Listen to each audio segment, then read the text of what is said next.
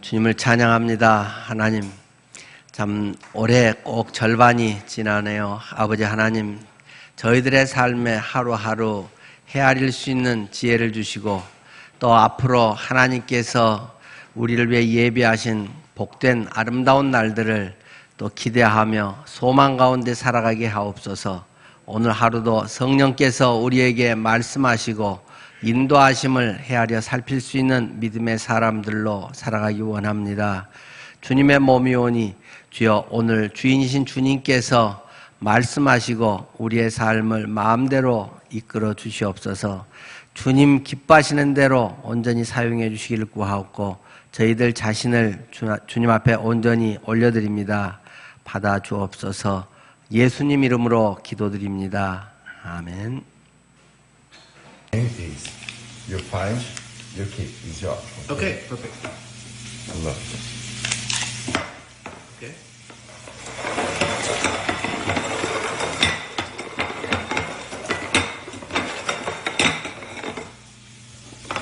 The yellow bow. Hey. Take. Yeah.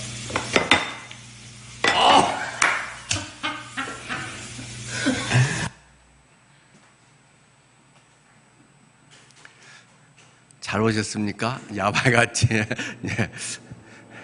잠깐 따지다면 오늘 설교도 시작되는 굉장히 중요한 거 다 잃어버리고 지낼 수도 있겠죠. 자, 여러분은 이 동영상을 보면서 어떤 생각을 하셨습니까? 저는 인간의 본능은, 특히 동물적 본능이라고 하는 건 무엇이겠습니까? 움직이는 걸 쫓아가는 것이 동물적 본능이라고 대체로 이야기하대요. 요즘같이 가속화하고 뭔가에 막 빨리 해야 되는 것에서는 움직이는 것에 굉장히 사람들이 예민하고 그것에 초점을 두고 그거 안 놓치려고 살아가는 게 많은 것 같습니다. 또 어떤 면에서는 우리의 고정관념이 우리의 삶을 많이 제대로 보지 못하게 한다는 생각을 하게 됩니다.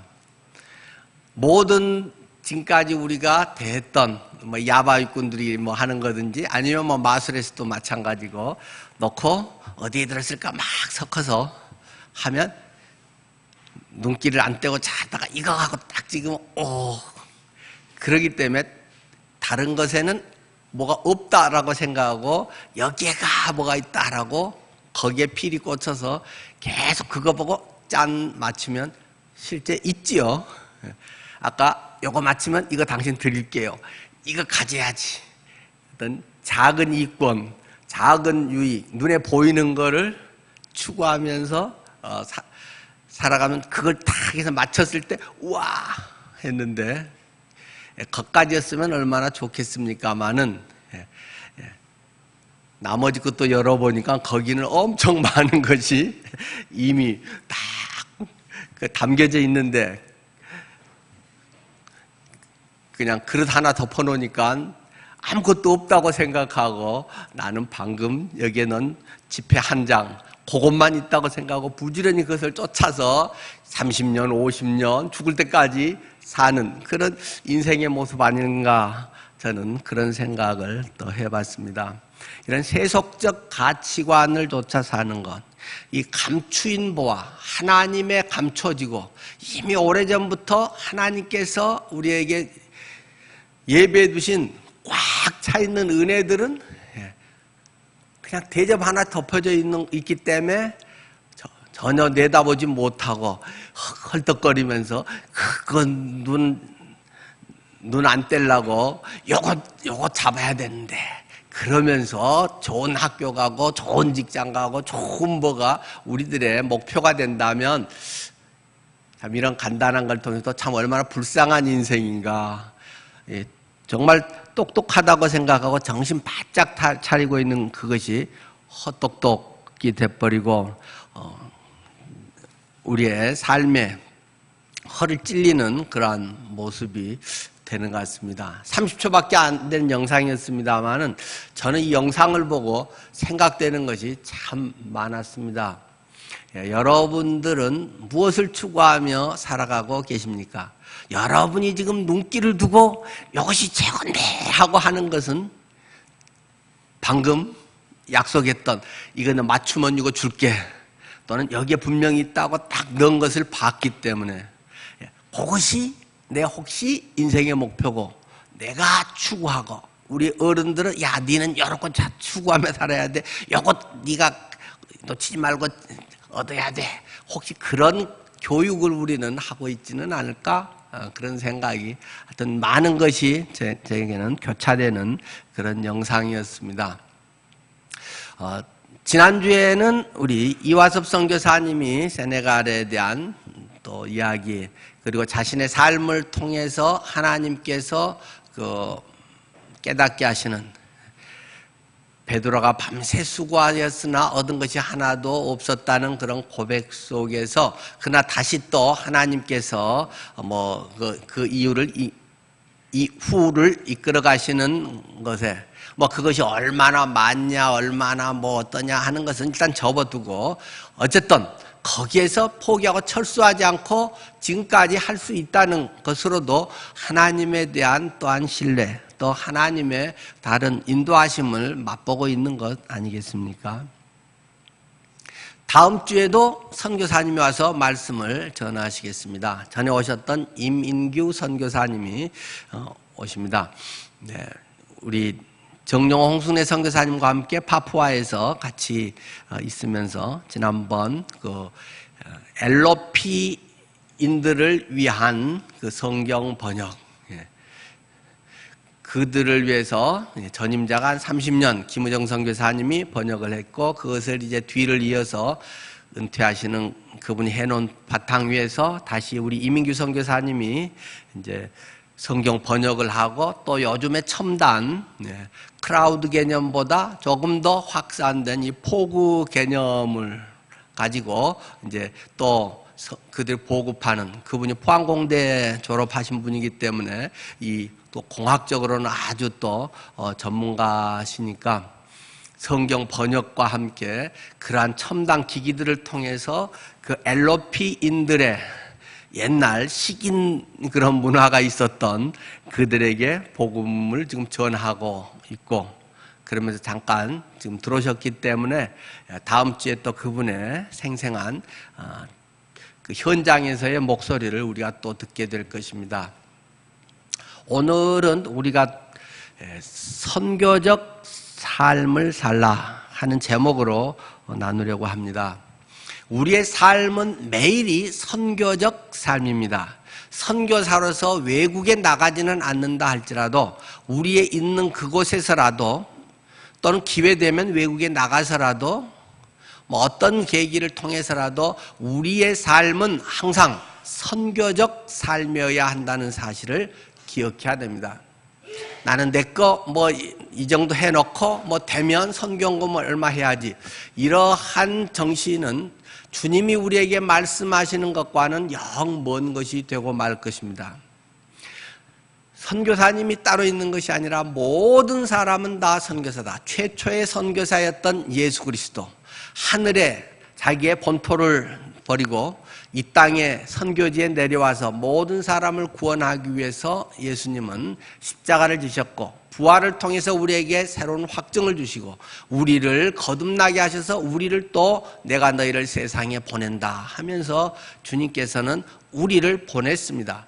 모든 사람은 가고 안 가고의 선택의 여지가 없습니다. 모든 사람은 꼭 가야만 하는 것이고 모든 사람은 단지 내가 소명으로 받은 지역이 때로는 외국이냐 때로는 어디 멀리 다른데 국내에서라도 성 같은 데 떨어져 있는 데냐 내가 있는 직장이냐 내가 만나는 모든 어떤 사람들 현실 속에 이러한 부분들이 차이가 있을 뿐이지 누구는 가고 나는 선교헌금만 보내고 기도만 좀 해주면 되고 이런 것은 그리스도인의 삶의 본 모습이 아니라고 주님은 우리에게 가르쳐주고 있기 때문입니다.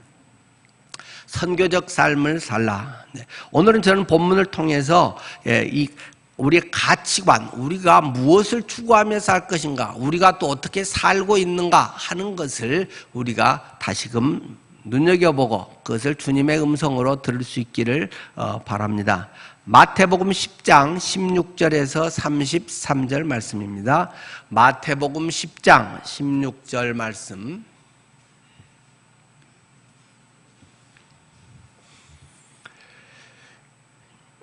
보라, 내가 너희를 보냄이 양을 이리 가운데로 보냄과 같도다.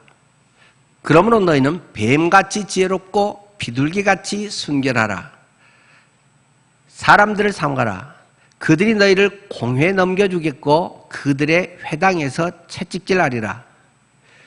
또 너희가 나로 말미암아 총독들과 임금들 앞에 끌려가리니 이는 그들과 이방인들에게 증거가 되게 하려 하심이라. 너희를 넘겨줄 때 어떻게 또는 무엇을 말할까 염려하지 말라. 그때 너희에게 할 말을 주시리니 말하는 이는 너희가 아니라 너희 속에서 말씀하시는 이 곧 너희 아버지의 성령이시니라. 장차 형제가 형제를, 아버지가 자식을 죽는 데 내주며 자식들이 부모를 대적하여 죽게 하리라. 또 너희가 내 이름으로 말미암아 모든 사람에게 미움을 받을 것이나 끝까지 견디는 자는 구원을 얻으리라. 이 동네에서 너희를 박해하거든 저 동네로 피하라. 내가 진실로 너희에게 이르노니 이스라엘의 모든 동네를 다 다니지 못하여서 인자가 오리라. 제자가 그 선생보다 또는 종이 그 상전보다 높지 못하나니 제자가 그 선생 같고 종이 그 상전 같으면 족하도다. 집주인을 바알세불이라 하였거든 하물며 그 집 사람들이랴. 그런즉 그들을 두려워하지 말라. 감추인 것이 드러나지 않을 것이 없고 숨은 것이 알려지지 않을 것이 없느니라. 내가 너희에게 어두운 데서 이르는 것을 광명한 데서 말하며 너희가 귓속말로 듣는 것을 집 위에서 전파라. 몸은 죽여도 영혼은 능히 죽이지 못하는 자들을 두려워하지 말고 오직 몸과 영혼을 능히 지옥에 멸하실 수 있는 이를 두려워하라. 참새 2마리가 한 앗서련에 팔리지 않느냐. 그러나 너희 아버지께서 허락하지 아니하시면 그 하나도 땅에 떨어지지 아니하리라. 너희에게는 머리털까지 다 세신 바 되었나니 두려워하지 말라. 너희는 많은 참새보다 귀하니라. 누구든지 사람 앞에 나를 시인하면 나도 하늘에 계신 내 아버지 앞에서 그를 시인할 것이요 누구든지 사람 앞에서 나를 부인하면 나도 하늘에 계신 내 아버지 앞에서 그를 부인하리라. 오늘 본문의 말씀, 참 그런데 예수님은 사람 심리를 잘 모르는 거 아닌가 싶을 정도로 의외의 메시지를 하실 때가 종종 있습니다. 오늘 본문이 여러분은 그렇게 느껴지지 않습니까? 예수님같이 사람의 심리를 잘 알고 모든 걸 꿰뚫어 보시고 주님같이 위대하신 분이 어디 있겠습니까? 그런데 어떤 때는 종종 보면 이러면 안 될 텐데 아마 제가 그렇게 하면 목사님이 뭘 너무 몰라서 그래요 라고 아마 이야기할 정도로 예수님은 종종 그런 뜻밖의 이런 말씀 또 상황들로 몰아가시는 것을 보게 됩니다.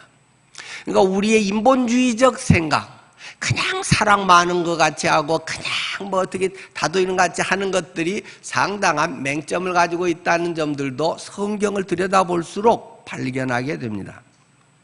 자, 오늘 본문의 말씀을 우리는 너무 잘 알고 있습니다. 예수님이 제자들을 복음 전하러 내보냈다는 것입니다. 언제요? 첫 번째로.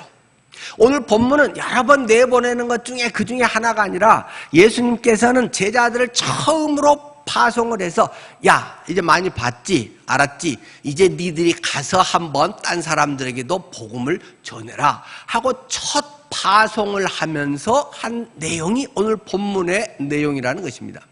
여러분에게 한번 여쭤보겠습니다.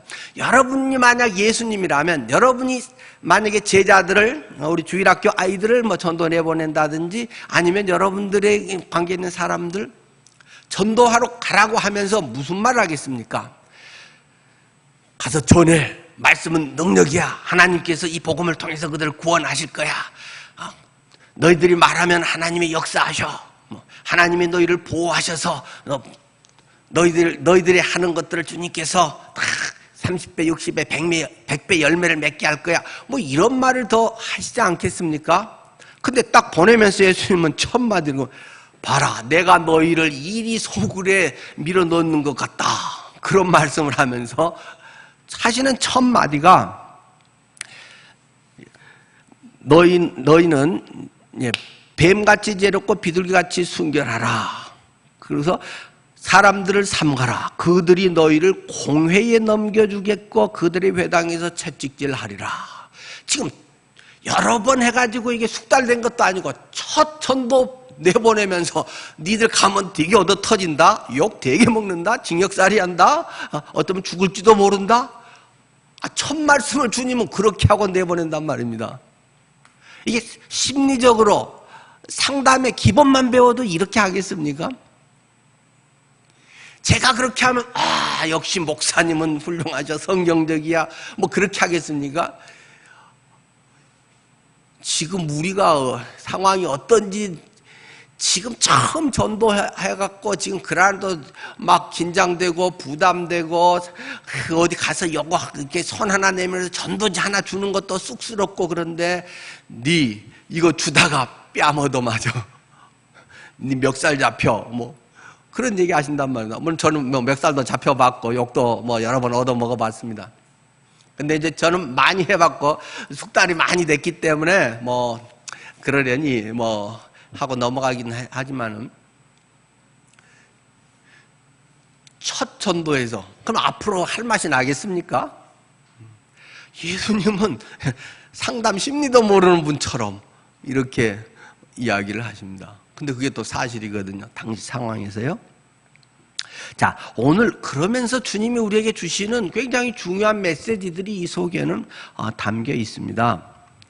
그러면서 18절엔 또 한마디만 하면 그렇지 않아도 겁나는데 그 긴장되고 있는데 18절은 또 너희가 나로 말미암아 총독들과 임금들 앞에 끌려가리니 이는 그들과 이방인들에게 증거가 되게 하려 하심이라.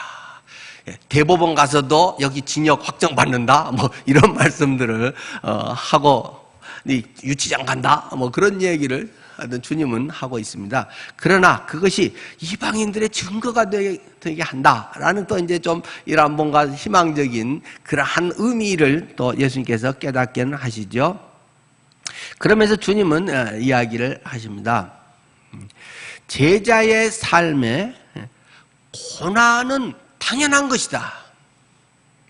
자꾸 예수 믿으면 복 받아요, 주님 믿어봐요, 좋아요.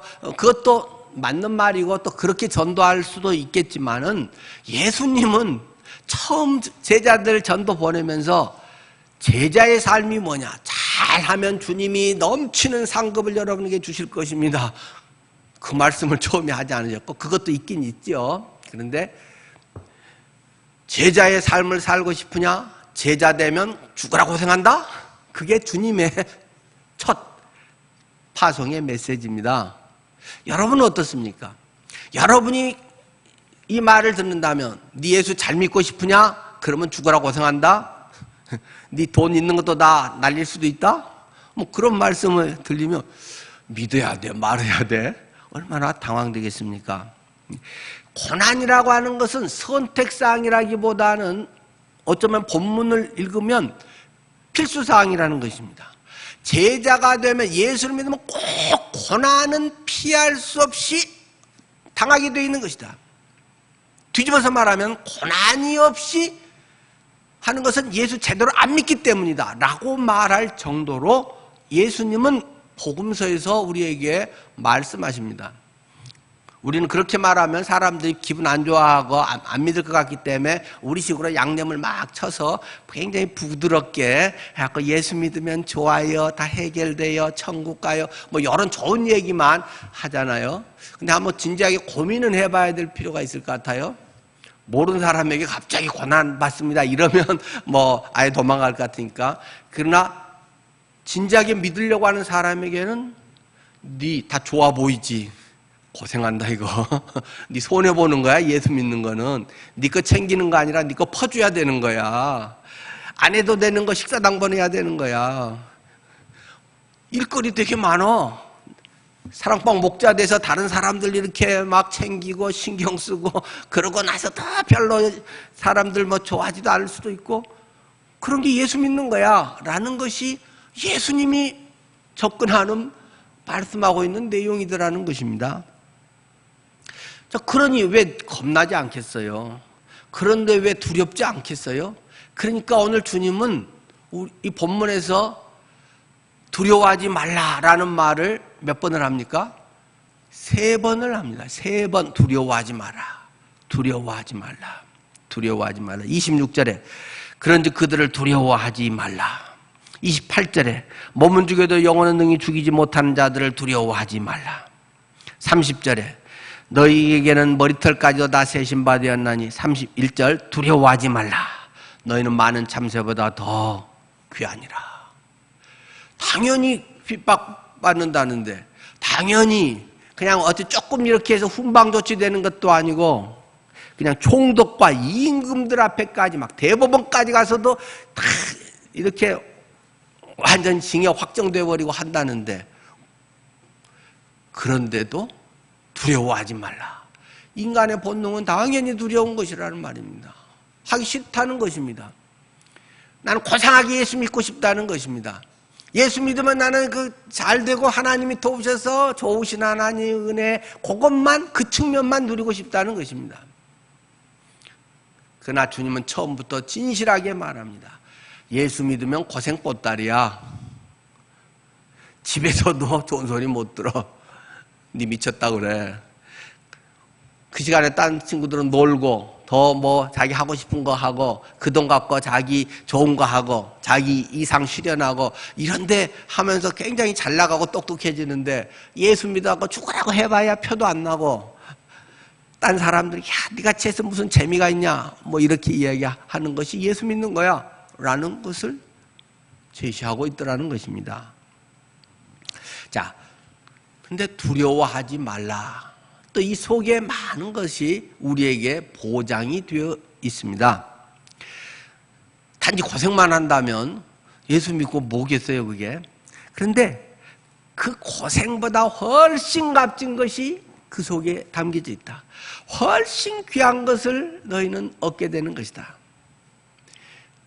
아까 영상에서 막 해서 집회 하나 든 거 그거 하려고 눈독을 막 들이고 막 안 놓치려고 내가 요 줄을 잡아야 되는데 내가 이번에 뭐 이걸 해야 되는데 막 하는데 가만히 있는 것 같고 거기는 텅 빈 것 같고 허당 같은 거기에 엄청난 보화가 하나님의 놀라운 섭리의 역사들이 그 속에 이미 담겨 있을 수 있다는 사실이죠. 그래서 주님께서는 우리에게 이렇게 말씀하십니다. 너희가 넘겨줄 때 내가 기적같이 너희를 빼오리라.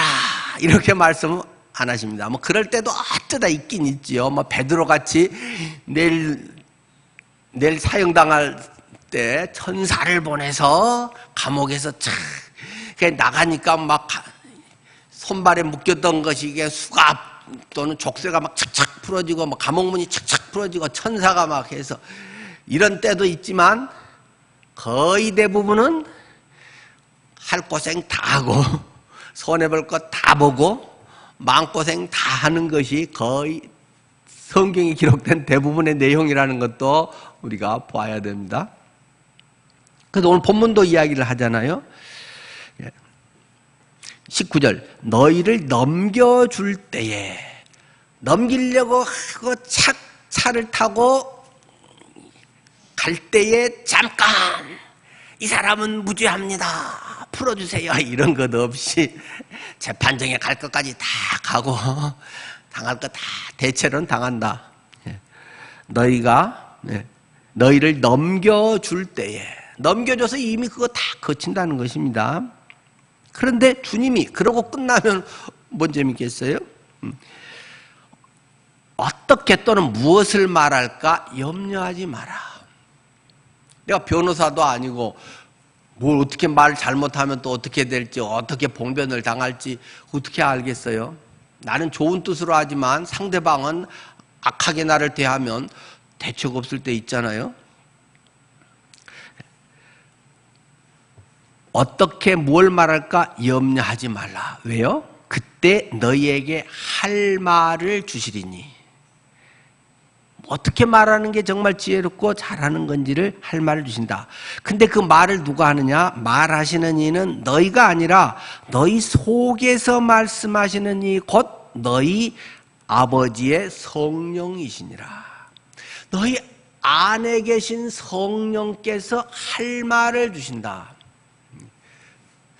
여기에서 너희 안에 계신, 원래 성경 본문의 원어의 그 뜻도 이 안에 계신 이렇게 돼요. 킹제임스 성경도 그렇게 돼 있고, NIV는 through 너희를 통해서 말씀하신 이런데 이제 원어적으로 좀 더 보면 너희 안에 계신 이게 좀 더 생생한 거 본래 더 뜻이에요.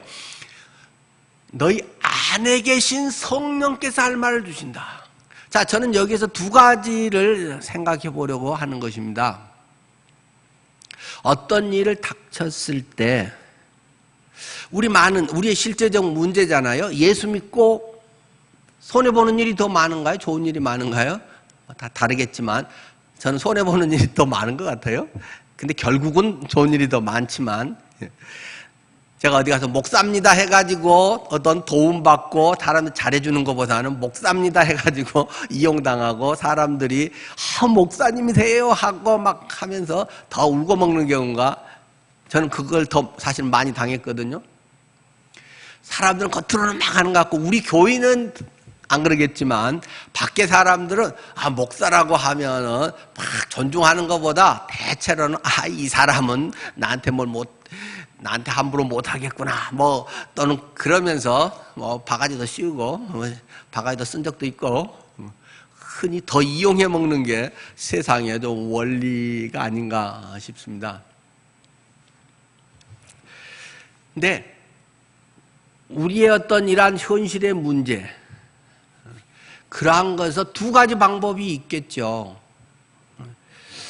근데, 그런데 예수님 잘 믿는 사람들이, 잘 믿겠다고 하는 사람들이 변명거리를 준비하다가 아무것도 못하는 경우들이 흔하다는 것입니다. 그때 뭐라고 해야 되죠? 막 이것도 생각하고 저것도 생각하고 막 잠 못 자고 5만 가지 생각하다가 안 해버려. 내가 왜 괜히 사서 고생하냐? 안 하면 누가 그러지도 않을 텐데. 하든가 너무 이성주의가 발달해 가는 것 같습니다. 이성은 굉장히 중요한 것이고 하나님이 우리에게 부여하신 지정의의 이런 문제는 굉장히 잘 활용하면 좋고 하나님이 그걸 잘 활용하도록 하셨잖아요. 그런데 한번 여러분도 스스로를 판단해 보십시오. 나는 이성을 더 의지하는가 성령을 의지하는가? 내 생각에 이러고 저러고 아마 이럴 것이다 저럴 것이다 어떤 판단 분위기 정황 정보 그것에 대해서 이렇게 해야지 하는 노하우 이런 것을 여러분은 더 의지합니까? 성령께서 지금 어떻게 일하시려고 그러지? 성령께서 지금 이 상황에서 내게 뭘 원하실까? 뭐라고 말씀하시는가? 어느 것에 여러분은 더 의지하고 그것에 먼저 우선순위를 두고 있습니까? 그러기 위해서는 성령의 음성이 들려야 됩니다. 하나님의 음성이 안 들리면 성령이 뭐라고 하시는지 못 알아먹는데 어떻게 하겠어요? 방법이 없는 거죠. 이성적으로라도 판단하고 남들이 하는 거라도 하고 책 부지런히 와가지고 거기에서 얻는 지식 이런 걸로라도 해야지 방법이 없잖아요. 근데 너에게 염려하지 말라. 왜요? 아까도 강조했듯이 그때 너희에게 할 말을 주신다. 누가요? 성령께서. 너희 속에서 말씀하시는 이 곧 하나님의 성령, 아버지의 성령. 여러분 속에 성령이 계십니까? 여러분 속에 성령이 계십니까? 라고 말하면 크리스찬 중에서 안 계세요 라고 말하는 사람은 아무도 없습니다. 근데 정말로 여러분은 여러분 속에 성령이 계시고 성령이 말씀하시고 성령이 인도하시는 것을 매 순간순간 경험하며 사십니까? 라고 물으면 예라고 하는 사람도 또 거의 없습니다. 구원받을 때 어떤 경험, 그런 거 뭐 몇 가지, 또는 어떤 아주 어려웠을 때 기도했는데 뭐가 이루어진 그런 어떤 10년 전, 20년 전의 사건, 뭐 어떤 그런 몇 가지 정도 외에는 날마다 성령은 항상 내 속에 계시고 항상 성령은 우리에게 말씀하시고 성령은 우리와 항상 동행하신다고 교리적으로 아주 복음적인 건전한 교리를 가지고 있는데, 실제 내 안에 계신다는데 나도 모르는 성령, 나도 느끼지 못하는 성령, 내 속에 아무 말도 들리지 않는 성령, 죽은 성령인지 없는 성령인지조차도 구별이 안 되는 성령, 그것이 혹시 여러분의 현주소라면 진지하게 하나님 앞에 질문해야 될 줄 압니다. 염려되고 당황될 때 성령께서 할 말을 생각나게 하신다. 할 말을 준다.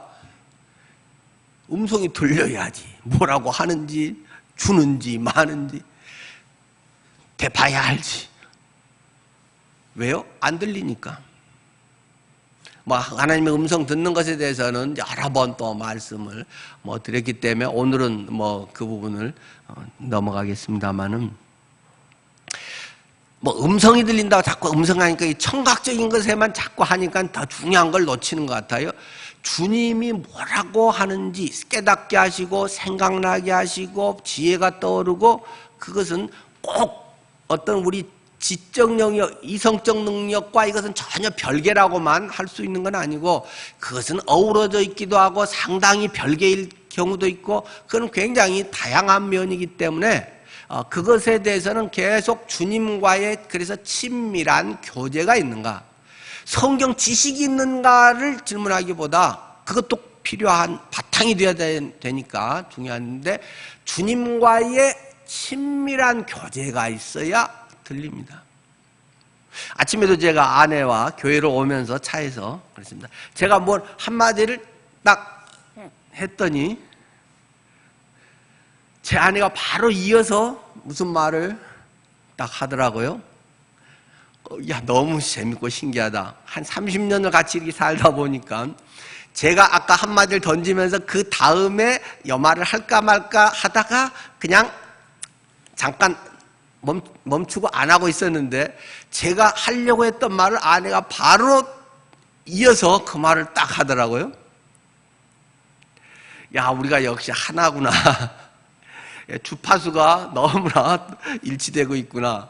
이제는 우리가 말 별로 안 해도 그냥 봐도 무슨 말 하는, 무슨 생각하는지, 뭐 하려고 하는지 그냥 웬만큼 알겠더라고요.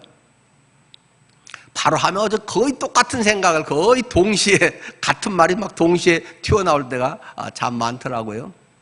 왜요? 늘 친밀한 교제를 하니까. 늘 밥 해준 거 고마워요 하고, 늘 만나면 반가워요 하고, 지금도 매일 고맙고 반갑고 감사하고 사랑하고, 그러니까 뭐 말 한마디 하면 어떤 활동 범위, 생각의 범위, 늘 평소에 우리의 생각을 자주 나누니까 어떤 부분에서 뭔가 텔레파시 이런 측면이 아니라 그 사람 마음을 너무 잘 알고 늘 모든 점에서 오픈하고 있으니까 그것이 그냥 그대로 다 투영이 되는 것이죠. 주님과의 친밀한 교제. 그것이 뭐 찌릿찌릿하게 뭐가 오겠어요? 뭐 음성이 막 삐리삐리 하면서 뭐 이게 뭐 로봇가 수신하듯이 그렇게 오겠어요? 내 속에 이미 주님이 계시고, 이미 그 핵심의 성경 말씀을 주님이 주셨고, 말씀이 내게 영의 양식이 돼서 내 속에 있고, 말씀을 따라 살고자 하고, 말씀의 정신을 내가 알고, 또 기도하는 가운데 성경이 나와 있지 않은 것도 물론 많으니까 이럴 때는 어떻게 해야 되지 하면 주님의 마음, 산상수훈의 그런 정신 이런 것이 있으면 웬만한 거는 거의 어떻게 해야 될지 거의 알아지는 것 같습니다. 그러니까 교리를 알아서가 아니라 친밀한 교제 속에 주님의 심정을 같이 공유하게 되면 하나님의 음성은 잘 들리는 것입니다. 들린다는 게 꼭 이건 뭘까요? 하면 막 질문답 이런 식이 아니라 그냥 그 마음이 되면 그냥 이렇게 해도 되고 저렇게 해도 관계없고 대부분 그러면서 손해봐도 얄밉지 않고 많이 자녀들 키우는 것 그러지 않습니까? 그냥 그렇게 되는 것 같아요. 성령께서 내 안에 계시고 그분이 말씀하신다. 이걸 자꾸 이론으로만 알고 있는 내 몸이 성전이다. 성령께서 계신 곳, 하나님의 임재하신 데가 성전이기 때문에 성전이다 라고 하는 것을 하면 내가 어떻게 함부로 하겠어요? 내가 아주 못된 말을 어떻게 하겠어요? 한두 마디 막 나오다가 아차 하고 하나님 입 딱 닫게 하고 아이고 이 주둥이 하면서 아이고 죄송해요 그렇게 하고 거짓말해서 누구 속여 먹으려고 하고 살짝 하려다가 아유 하나님 안 그럴게요 하고 금방 또 실토하게 되고 주님과의 투명한 관계, 주님과의 친밀한 교제가 되면 하나님의 음성은 잘 들리는 것입니다. 기적적으로 들리는 것이 아니라 그냥 그 마음을 알면 자녀도 그렇잖아요. 내가 이러면 우리 엄마 속상해 할 텐데 그냥 그 느끼잖아요. 엄마가 꿈에 나타나서 네가 그러다니 네가 그러고도 내 자식이냐 뭐 엄마가 그렇게 안 해도 그냥 하면서도 우리 엄마가 옛날 이러지 말라 그랬는데 저도 늘 어머니가 어렸을 때 하신 말씀들이 종종 기억이 납니다. 자기를 높이는 자는 낮아지고 자기를 낮추는 자는 높아지는 거란다. 성경 말씀은 어려서 자주 하셨던 게 지금도 들립니다. 조금 교만해지려고 하고 내가 뭐 된 것 같이 할 때 어머니의 음성이 들려옵니다. 맞아. 아이고 이 성경의 말씀 우리 엄마가 늘 하셨던 말씀이 그냥 생각이 납니다. 우리가 대체로 위기에 어떻게 할까 너무 머리 좋은 사람들은 자칫하면 이게 발목을 잡습니다. 이럴 때 뭐라고 이야기하지 이럴 때는 어떻게 대비해야지 이런 것들을 너무 많이 하는 사람들은 이거저거 생각하다가 실제 아무것도 안 하는 경우가 허다하다는 것입니다. 그래서 아마 그런 점에서는 베드로 같은 사람이 또 잘 쓰임 받는지도 모르겠어요. 혹시 여러분은 너무 이성적인 것 때문에 너무 머리가 좋고 앞날에 대한 걸 많이 알기 때문에 이런 노파심이 많아진다면 주님과의 관계를 한번 좀 더 친밀하게 나아가도록 열어둘 필요가 있을 줄 압니다. 분명히 그건 대부분 맞는 이야기고 충분히 그건 예상할 수 있는 일이지만 그렇다면 하나님 없어도 되는 거고 하나님이 아무 역사 안 하고 그냥 세상 돌아가는 거하고 뭐가 차이가 있겠습니까?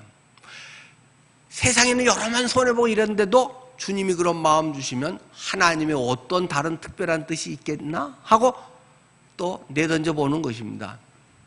그걸 우리는 믿음이라고 하지 않습니까? 근데 이 성경은 늘 양면성이 있잖아요. 무조건 뭔 말할 건지 생각하지 말아라. 하나님이 생각할 말 다 주신다. 걱정 말아라. 그러면 아무 생각 없이 살라? 그런 건 절대 아니죠.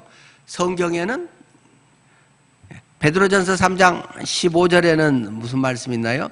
너희 마음에 그리스도를 주로 삼아 거룩하게 하고 너희 속에 있는 소망에 관한 이유를 묻는 자에게는 대답할 것을 항상 준비하되 온유와 두려움으로 하고 선한 양심을 가지라. 누가 준비해요? 내가 준비하는 거죠. 내가 성경 공부하는 거죠. 내가 제자 훈련 받아가지고 그것을 해서 다른 사람에게 어떻게 예수님을 믿는다. 복음이 무엇이다. 어떻게 우리의 상태가 뭐다. 해서 다른 사람을 만나서 착착착 구원의 소망, 복음을 전할 수 있도록 구원 상담을 할 수 있는 것이 공부가 돼 있어야 되고 여러 태반에서 몸에 익숙하게 돼 있어서 항상 상황이 적절하게 전할 수 있고 준비가 되어 있어야지 갑자기 하면 예수 믿으세요? 예수 믿으면 좋습니다. 뭐 이 말 외에 할 게 뭐가 있겠어요? 어떤 면에서는 잘 준비하라고 주님은 말씀하십니다. 그렇기 때문에 게으르지 않고 하나님의 말씀을 사랑해서 잘 준비하고 친밀한 교제 가운데 있어야 되는 것이고, 그러나 또 그것이 너무 이성주의적으로 빠져서 뭐랄까 나는 준비가 덜 됐는데 이럴 때 뭐라고 하지 해갖고 그냥 괜히 겁먹어가지고 뭣도 못하고 그냥 주저주저 하는 이 나약한 지성인의 그런 모습으로 전락해버리는 것도 불쌍한 인생이고, 주님의 역사가 빠져버리는 자기의 어떤 생각만이 앞서는 이러한 불신앙의 모습이 되어버린다는 것입니다. 이 둘은 굉장한 균형감이 필요하고 신앙에서는 이런 균형적인 것을 잘 우리에게 이야기하고 있습니다. 이 앞에 예수님께서는 그 보내면서 제자들에게 하는 이야기가 무엇입니까? 굉장히 중요한 말씀을 하셨잖아요. 요즘 같은 때는 더 절박한 표현들인데요. 내가 양을 이리 가운데 보낸 것 같도다. 그러므로 너희는 뱀같이 지혜롭고 비둘기같이 순결하라. 많은 경우에 그리스도인이 그냥 착하기만 합니다. 누가 이러면 그냥 예 이러면 저러면 하고 내가 손해보지. 굉장히 좋은 면이지만 자칫 이용당하기 딱 좋은 바보가 될 가능성도 많은 것입니다. 주님은 양면성을 우리에게 같이 이야기합니다. 비둘기 같은 순결함은 굉장히 중요한 요소이지만 뱀같이 지혜로워야 할 필요가 있다. 교활하다는 말이 아니라 주님이 주시는 성령에 의한 지혜.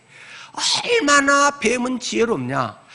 하나님의 말씀을 거역하고 홀랑 넘어가 버릴 정도로 이렇게 말도 잘하고 머리도 잘 써가지고 죽을까 하노라. 하나님이 이거 먹으면 하나님과 같아질까봐 하나님이 그런 거야. 뭐 이렇게 해서 하나님의 말씀도 뒤집어 버릴 정도로 굉장히 사람을 홀랑 빨아들여서 자기 편을 만들 정도로 얼마나 지혜롭냐. 가장 대표적인 하나님과 대적할 정도의 이런 지혜, 머리, 교활함. 교활함은 우리는 뽑아버려야 되겠지만은 그러한 지혜 가운데 사탄에게 억눌려 있는 자를 하나님의 진리의 복음으로 나오게 하고 그걸 뽑아내게 하는데 얼마나 더 우리가 지혜로울 필요가 있는 것인가 하는 것을 주님은 우리에게 말씀합니다. 그러니까 착하기만 무조건 다 받아준다고 사랑 많고 착한 건 아니고 그것을 적절하게 주님의 마음으로 성령의 지혜로 아주 지혜로운 것들이 많이 필요하고, 그러니까 예수 잘 믿는 사람은 어디 가서도 그냥 뭐 치고 어디 가서도 시킨 대로만 뭐 손에 속으로는 아이고 막 끙끙 앓고 싫으면서도 예수 믿으니까 내가 그래도 뭐 하긴 해야지 마지못해 끌려다니는 듯이 바보처럼 이용당하는 경우들이 적지 않다는 것입니다. 똑똑하게 이건 이렇고 이건 이런 점에서 제가 이 정도는 할 수 있는데 이거는 사실 제가 어렵습니다. 제가 할 수 있다면 정말 더 하겠습니다만 지금 상황에서는 좀 안 됩니다. 그리스도인이 거절할 줄도 알아야 되고 그런 것에 대해서 분명한 어떤 내 편하자고가 아니라 더 균형 있게 잘하기 위한 그런 지혜, 그러나 그것을 싸우듯이 하지 말고 거절을 하면서 상대방 기분 안 나쁘게 정말 그런 면이 있구나. 내가 그 점은 못하고 무조건 당신한테 이렇게 했는데 오히려 내가 미안하네요. 이렇게 될 만큼 그렇게 지혜롭게 부드럽게 정말 상대방을 존중하는 마음에서 하는 이런 것들이 우리에게는 굉장히 조화롭게 되어야 한다는 것입니다. 여기서도 또 주님은 말씀하시잖아요. 21절에 넘어가고 22절에부터 보면 23절로 넘어가겠습니다. 이 동네에서 너희를 박해하거든 저 동네로 피하라. 내가 진실로 너희에게 이르노니 이스라엘의 모든 동네를 다 다니지 못하여서 인자가 오리라. 성경에는 상반된 내용이 상당히 많습니다. 예수님 말씀도 그렇고. 그러니까 한 구절만 딱 해가지고 이렇습니다 라고 말하는 건 조금 위험하고, 그런 사람들은 이 어떤 목적에 의해서 또 이단적 요소들 있는 사람들이 그런 성향이 강하지요. 상당 부분에서는 맞서라고 이야기를 합니다. 사탄을 대적하라. 그래야 하면 너희를 피하리라. 사탄을 대적하라. 한다고 무조건 들이받고 막 무조건 하는 거는 지혜가 없는 사람일 가능성도 있습니다.